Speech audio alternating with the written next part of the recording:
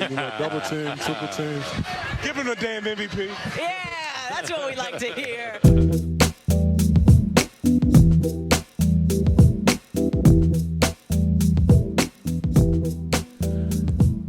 So, I need to talk about this. This is going to be an emergency podcast, quick, short, and sweet. Hello, everyone. Welcome back. This is the Echols Unlimited podcast. I'm your host, Terrence Echols. I quickly needed to record this video because Sixers fans are the absolute worst. I'm not going to hold anything back. I'm not going to sugarcoat it, but honestly, I mean, I'm proud to be a Sixers fan. I'm proud to support the team, and I'm proud to be a part of a group of people who support the team. But it's been clear to me throughout the past few weeks and few months that Sixers fans just suck. Like, you guys are not being good people. I don't enjoy the way the Sixers fans have been treating our head coach, Doc Rivers. I don't like it at all. I don't think it's necessary. I don't think it's deserved. I think it's actually ridiculous because, first and foremost, this man is a champion. Okay, are any of the Sixers fans listening to this podcast, have any of you seen this team win a championship in your lifetime? I know I haven't. I've only been a Sixers fan since 2017, and I haven't seen them come close to a championship. I haven't even seen them play a conference finals.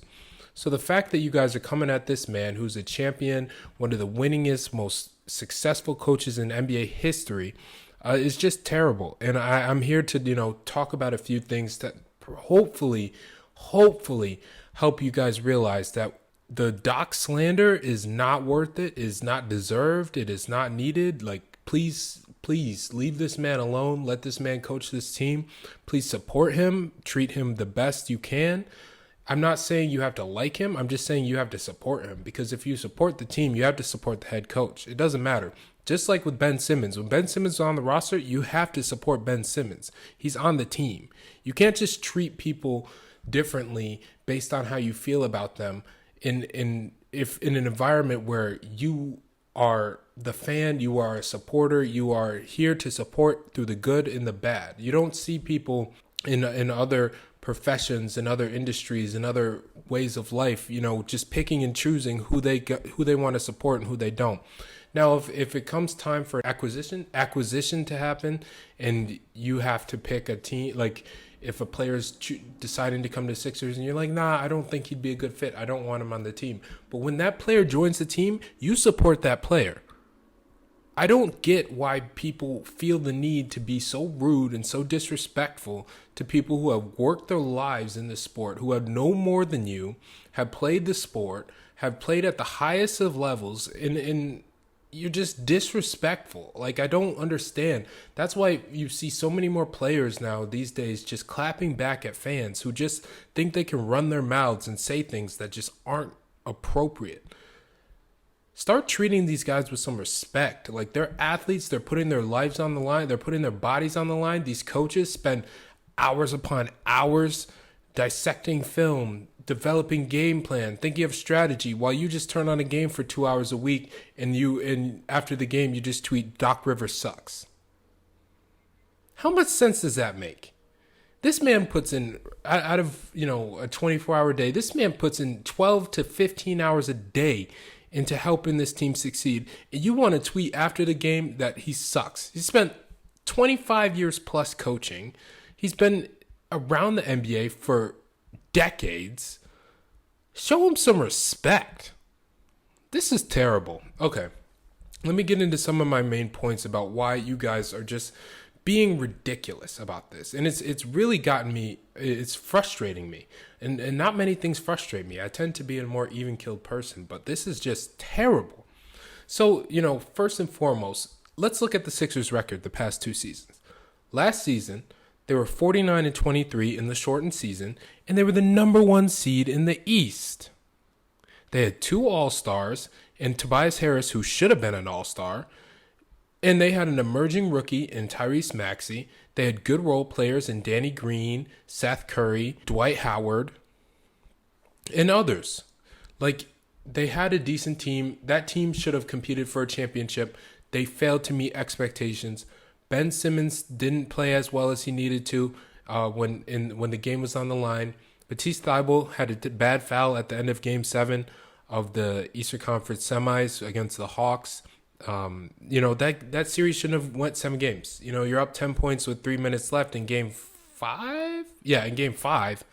And you fail to close out that game, and you give the Hawks a series lead. And, but, I mean, the past is in the past. They failed to meet expectations last year. Ben Simmons' situation is a once-in-a-generation situation. You probably will never see that from a player again. I hope not. I don't know what exactly his mindset was in that game and in the offseason and then going into this season. But besides that, you have to give Doc Rivers the same benefit of the doubt that you guys give Joel Embiid. When you guys say that, Joel Embiid, the narrative, how that works into it and plays into it, and how he should have won MVP because he had to deal with the whole Ben Simmons situation, what do you think the head coach had to deal with? Doc Rivers. And Doc Rivers is also the one taking all the blame for Ben Simmons wanting to leave, when now we know that, Doc Rivers was probably in the right in that situation. I have nothing against Ben Simmons. I wish him all the best. I wish he, has a great career in Brooklyn. Doc Rivers, after that Game 7, they asked him 5 minutes after. And that's what I like about Doc Rivers, is he's honest. He tells it like it is, and he's not afraid of you guys. He's not afraid of the media. He's not afraid of people who are going to question his decisions, because he's confident in himself. It may not always be the best decision, it may not always be the right decision, but he's confident enough in himself to do what he believes will put the team in the best position. Doc Rivers obviously wants to keep his job. He obviously loves basketball. He obviously is knowledgeable.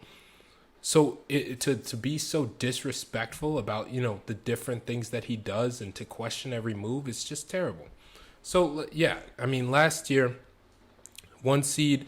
This year, they were the 3 seed, but they had the second best record in the East at 51-31. I mean, that's not bad.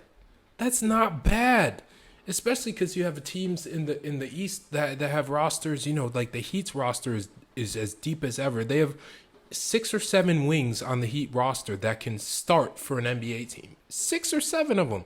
I can go down the line. PJ Tucker, Jimmy Butler, Tyler Hero, Duncan Robinson, Max Strus, Victor Oladipo. Like you realize they have guys like Caleb Martin. Like the Heat have guys. So I mean, and then to top it all off, they have an experienced champion in Kyle Lowry. And they have one of the best young bigs in the NBA in Bam Adebayo. So, I mean, the Heat have a great constructed roster. They have a great franchise that's run by some of the best in the league, and Eric Spoelstra and Pat Riley. And, I mean, they were the number 1 seed for a reason, okay? You can't, I mean, I understand last season getting mad about the playoff loss. This season, we can't really get too mad. I mean, they lost to a team that's better. And the Heat, they're going up against the Celtics right now. They're probably going to lose that series. But, I mean, the Celtics are a great team, too. They've been together for years. This nucleus with the Celtics has been together for 4 years plus. So, I think, give it some time. Give the Sixers roster as constructed currently, maybe a piece here, a piece there moves. Give that team a couple years down the line. And then we can start to have those championship aspirations. I think last year they had a championship level team, but that's because Ben Simmons and Joel Embiid had played, I think that was their 4th season together.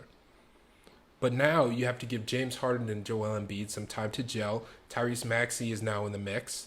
You have to fit, different role players, Niang, Danny Green, Tobias Harris. I wish Danny Green, all the best in his recovery. I don't know what he plans on doing in terms of returning to the team. But, if he comes back, he's still a serviceable player. Knocks down threes at a deep, I know he missed some bad ones in this playoffs, and he had good games in this playoffs as well. But he's missed some bad ones in throughout his career, but he's consistent. You got to look at his numbers. His numbers are not bad at all. So having a guy like Danny Green, Tobias Harris stepped up in the playoffs this year. That was great. It's great to have a 3rd, 4th option like Tobias Harris who can. He played great defense, and he was able to score at a high level, and he's very efficient. Last year Tobias Harris should have been an all-star. He scored 21 points a game on 50, 40, 89. I don't think people realize that. He's a good player. Stop showing him disrespect. respect your player, respect the team. Have faith in your team. Just be a fan. But what I've seen from Sixers fans in general is just a blatant disrespect towards everyone. And it's so exhausting trying to defend these players against your own fans. It's so exhausting trying to defend these guys and the coaches against your own fans. It's terrible. This year, let's get back into, why expectations should be where they are. They played to expectation this year. We have aspirations for a championship. We wish this team will get to that level next year. We'll be able to know probably a quarter to halfway through the season next year if this team's going to compete for a championship. But I knew after 2 games with James Harden, they weren't going to compete for a championship. They just needed more time together. Harden needed to be healthy. And then, obviously, when Joel Embiid got hurt in the playoffs, that was rough to deal with. And then, Danny Green goes down Game 6. Sixers lose by 9. Who's to say Danny Green doesn't hit 3 threes that game? He hit 4 the game before. Or 2 games. He hit 4 threes 2 games before. So what's to say he wasn't going to hit those 3 threes and get the Sixers, at least a chance in the end. So as much as you guys want to point fingers and blame people, you have to understand the expectations and what the ceiling of this year's team was. With all the injuries, with the roster turnover, with the lack of bench depth, with the lack of experience for some guys like Paul Reed, Charles Bassey, obviously the DeAndre Jordan situation didn't work out in our favor, but you have to give it to Doc for wanting to bring in a guy that he's had experience with and he's had a lot of success with. DeAndre Jordan's skill set isn't that great, and he was able to turn him into a borderline all-star for years in LA.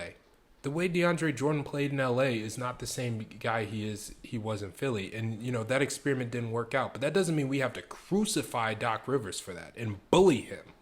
I think you guys bullied him into playing Paul Reed in the playoffs. In the Toronto series, Paul Reed was great. He worked because they play small. But when you put Dwayne Dedmon in there, who's 6'11", he's an experienced backup big in the league. It's kind of hard for Paul Reed to compete with that. I mean, he's first of all, he's undersized as a big, and he needs time. Give him some time. He's in his 2nd year in the NBA.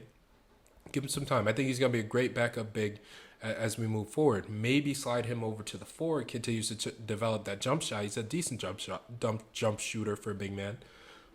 He can slide over to the 4 and give the Sixers more size. And then you bring in another guy to play that backup center role, maybe an Andre Drummond.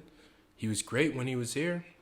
So, yeah, guys, the expectations just weren't where they needed to be. You guys were expecting a team that's going to, be able to blow out the Warriors in the finals, and that's just not the case. This year's team needs some time to grow. Now, I will say that they need to go fast. In the next year to 2 years, if they're not in the Eastern Conference Finals or NBA Finals, I'll think of it and I'll look at it as a disappointment. But I won't stop supporting the team. I won't start saying Doc Rivers sucks, James Harden sucks, Tobias Harris sucks, Danny Green sucks. That's so stupid. These guys are NBA players. You can't tell them that they suck because they obviously don't. You suck, man. I had so much other stuff. I even pulled up stats. They were top in the league in free throw percentage. I even pulled up advanced stats. I know how that's a sore subject for Sixers fans because of the whole Nikola Jokic situation. But I pulled up advanced stats, how they were top 5 in field goal percentage, 3-point field goal percentage, net rating, true shooting percentage in the playoffs. But, it's not even worth mentioning that. And their low turnover, had high offensive, defensive rating, top 12 in the NBA during the regular season. This team is a good team. They have a good coach. I'm not going to say he's the best coach ever, but I'm also not going to call him trash and say that he sucks and say that he has no skills anymore as a coach and that he's bad at making adjustments. every coach has their strengths and their weaknesses. Every player has their strengths and their weaknesses. And to be so critical and scrutinizing of Doc Rivers when it's not necessary. It's like when Pat Bev got on Get Up a few weeks ago and just starts slandering this man Chris Paul. He's like, did I lie? Obviously you didn't lie. Like, he's not saying anything that's like extremely false, but you can't you spin a narrative that's just so negative about a person. Like, you just realize, like, this person must have hate in their heart. Like, y'all need to be nice, man. Jeez, this is like, and that's Pat Bev talking about his sworn enemy, and y'all be talking about Doc Rivers the same exact way about the coach of your team, the team that you claim to love. I'm just sick of it, man. I'm so sick of it. I'm gonna support this team. I'm gonna be the best fan I can be. I'm gonna be the best person I can be each and every day. I'm gonna support, whatever decisions are made this offseason. I hope James Harden comes back. I hope Tobias Harris comes back, and if he doesn't, I hope we get guys who fill that role that he filled for 4 seasons for us and was pretty damn good at it, like a borderline all-star level, as a third option on a team that's just has had so much that they've had to deal with in the past 5-6 years. I think Tobias Harris was a success. Now, the whole Jimmy Butler situation with him talking about, like, oh, they picked Tobias Harris over me, like that obviously was not the case. The Sixers obviously tried to bring back Jimmy Butler before him. In the whole Al Horford thing, we have to bring that into the equation. He's playing well now back in Boston. That's where he probably should have stayed. So, the Sixers didn't spend all that money, and they might have been able to bring Jimmy Butler back. But, for the most part, like, this team is great. Every single game brings me so much excitement. Not always the good excitement. Sometimes it's pain. Sometimes it's just aggravation. Sometimes it's frustration. But, if you're not able to feel a full range of emotions, like, imagine if this team just made you happy all the time. You wouldn't be able to enjoy it as much. You wouldn't be able to enjoy the success as much. Like, all the disappointing things. Like, look at Warriors fans. You guys look at that franchise and how much they've won the past few years. You have Kevin Durant, Draymond Green fighting with each other in the middle of a game. You got Kevin Durant coming, Kevin Durant leaving, Klay Thompson having to deal with injury after injury after injury. You got Draymond always running his mouth, getting suspended, getting flagrant fouls, getting technical fouls, those types of things. Warriors fans go through it too. They have their ups, they have their downs. Okay? They have a much better team. They have the best shooter of all time, and they have, perfectly constructed roster. Sixers are still figuring it out. Daryl Morey is going to figure it out. Doc Rivers is going to figure it out. Joel Embiid is going to figure it out. Tyrese Maxey is going to figure it out. And then we go from there. Whoever else is there, I'm riding with them till the end. I'm riding with this team. I support this team. I love this team. I love everything about the Philadelphia 76ers organization. I will support them unconditionally for as long as I live. And that's not going to change anything because of what a head coach does. You guys need to reevaluate the way you treat people and the way you treat the people who you supposedly love. It's been terrible watching what you guys have said about Doc Rivers. And I'm disappointed and I'm ashamed. But I think we can get better. And I think the only way is up from here. I'm super optimistic. And now to wrap this up, this has been the Echols Unlimited podcast. I'm your host, Terrence Echols. Please follow me on my social media accounts. It's at Terrence Echols. You can, see it. It's probably somewhere down here, up here, somewhere. But yeah, please follow me. Please subscribe to this podcast. More episodes coming out soon. Please stay tuned for those. And, thank you all for listening. If you are offended by what I say, hit me in my comments. Let's talk about it, man. Like, I'm willing to have an open conversation and talk about this. Like, I'm not gonna just, say my way is the right way and be done. If you want to talk, let's talk, all right? But in the meantime, y'all be good. God bless.